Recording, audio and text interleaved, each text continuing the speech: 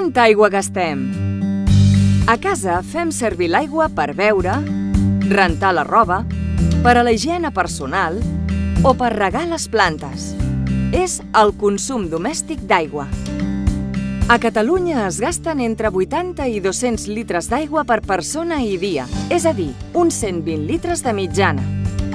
Això significa que només a l'àrea metropolitana de Barcelona la despesa total d'aigua és de gairebé 600 milions de litres cada dia. Suficient com per submergir la Sagrada Família gairebé fins dalt de tot.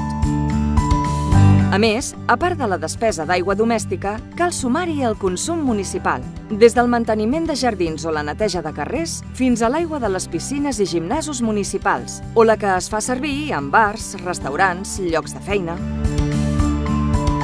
Amb això, el consum d'aigua per persona i dia arriba a ser d'entre 150 i 300 litres.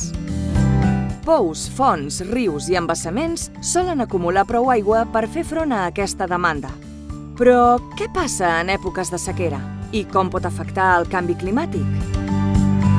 Per evitar esgotar els recursos hídrics disponibles, hi ha moltes maneres de reduir el consum d'aigua a la nostra llar.